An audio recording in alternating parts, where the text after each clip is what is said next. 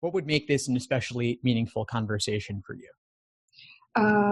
So the information I prepare, to go back to that a little bit, is mostly, information regarding my specific application package, and then where I am with my test preparation, areas of skills that I would like to focus on or improve. So I kind of want to run you through all the parts that I prepare and, just listen to your thoughts and what you think will be helpful for me to improve. Yeah, sure. Shoot. Fire away. Yeah, absolutely. So I took my first diagnostic test less than half a year ago, and I scored a 160. It was timed. And then I took another practice test about 4 months ago, I think, and I scored a 153. So my scores, are kind of unstable. And I think my weakest area is logical reasoning. I'm using the Khan Academy, test prep that they co-developed with LSAT. So my level with logic reasoning is consistently just staying on medium, while my reading comprehension and analytical reasoning has jumped from medium to advanced. So I think this is the area that I really want to focus on. And specifically with regards to logic reasoning, I think I'm kind of weaker in strengthen or weaken questions, and then also identifying techniques, roles, and principles. So yeah, I'd just like to hear your advice on how, I can specifically tackle those questions. And if you have any, general advice for someone like me, because I'm thinking about taking the LSAT next year. I don't have a set date, but I'm going to be taking the test next year. And then I'm thinking about applying close to the end of the next year, and hopefully enter law school the year after. Sure, Mina. Well, it sounds like you have a good idea of areas that you need to focus on. You've identified some specific types of logical reasoning questions. And so if you're noticing that you're getting those disproportionately wrong relative to their frequency as well, then that means that, of course, drilling those is the thing to do. So do several dozen strengthening questions, several dozen weakened questions, and any other types that give you trouble. I have a list on my website categorizing them, but you can also just pick them out of the exams themselves. And if you do that, you'll start to notice trends in terms of what is the proper perspective from which to view the stimulus, given that particular question type. I have some foundational material covering each of those types as well on my website and on the YouTube channel in addition. With regard to choosing a target test date, I would say choose one, pick one, book it, have it secured, and then at least you can move towards a specific goal. Because if you keep it vague, you might just keep pushing it off. And having a specific test date in mind will give you some incentive to study now and give you that momentum and a little bit of positive stress associated. And now, at this point, the latest date available to book is April, because that's the last test date of this particular admission cycle. In the spring, LSAC will open up registration for June and July and beyond. But if you want a date that is relatively early for you, I'd say going with any one of February, March, or April would be fine. I would suggest probably April, just because it'll give you more time. And it's the latest one available to you. Then once registration for future dates opens up, you could potentially book one of those as well, just to have a backup date secured. But book early. They do fill up faster and faster, more than ever before. I think LSAC is actually opening up fewer test centers than previous because they don't want to have to buy extra tablets, perhaps. But book one, get it locked down, go with that date in mind, and then whether you take it in April or June or July, you'll still be able to apply at the very beginning of next cycle. Sounds great. Thank you. Yeah, that's very helpful. So I also want to talk a little bit about myself as a candidate. So I graduated from Peking University. It's a top university in China. I studied English literature as an undergrad. So I have been working for the last 2 years at ByteDance, which is a internet/tech company, mostly for music licensing for its music-oriented app called TikTok.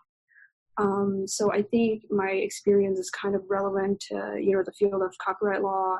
How do you have any advice for someone like me that's entering law school, possibly with a specific interest or,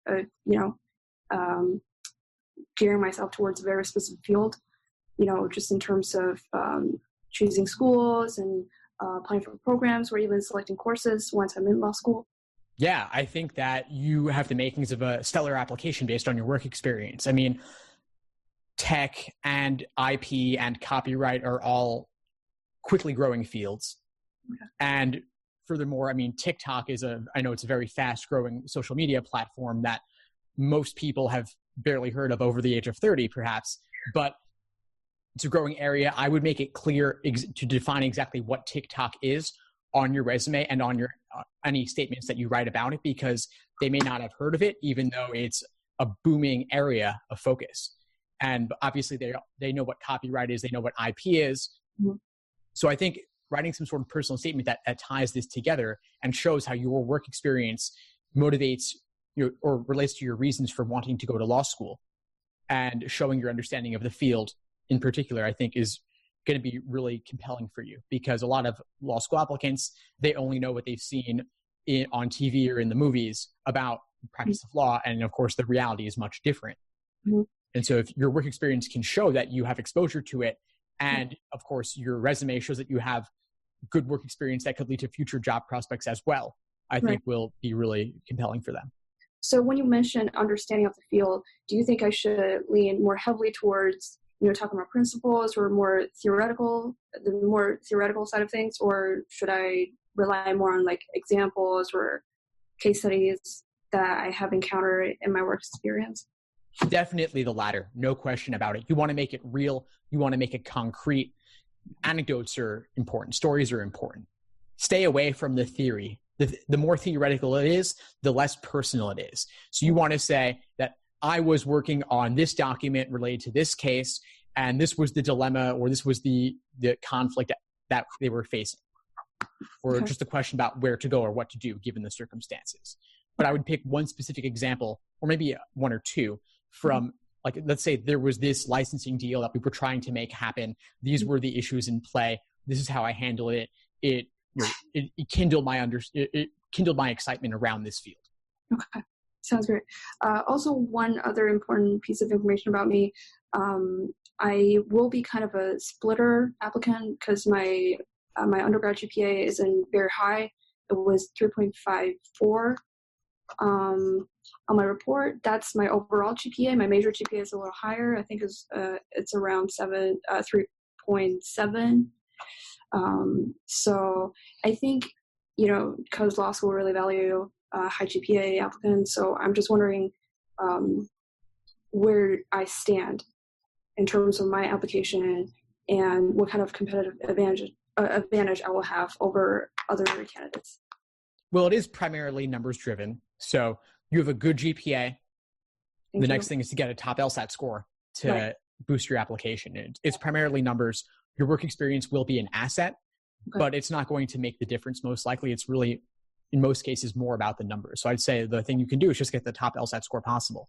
As for numbers and where you stand, LSAC has a LSAT GPA calculator on their site where you can put in your numbers, and it'll show you how you stack up against students at that school. And there are other calculators as well, but without an actual real LSAT score, it's all theoretical. Right. That's true. So just based on your personal experience, the past candidates that you've consulted with, what kind of an LSAT score for someone, with my GPA range, would make their application competitive if they want to get into like a T14 law school? Probably, it's typically the case for T14s that you want close to 170 and above. Right. Okay. Regardless of your GPA, but the higher the GPA, the better. For international applicants, it can be a little bit different with GPA sometimes because LSAC calculates it uniquely and they don't always know how to read applications from overseas. Although I think for Peking University, top university in China, I think they will probably know more about it than someone from another country who did not go to as well-renowned a university. In general, for international applicants, the GPA tends to be a little bit weighted less heavily because they don't always know how to interpret it. Yeah. But in the case of Peking University, I think it might be an exception since it is so well known. So yeah, those were the things I mostly wanted to talk about prior to, come into this conversation. But do you have any questions for me or just any general suggestions for me, in my application process? Well, I guess my biggest question for you is, I know you're thinking a lot about the admissions, but the LSAT's still a big question mark, and you have a lot of time ahead of you to make it happen. So I guess my question for you is, let's say you're taking it theoretically in April, you've got nearly 6 months. Yeah.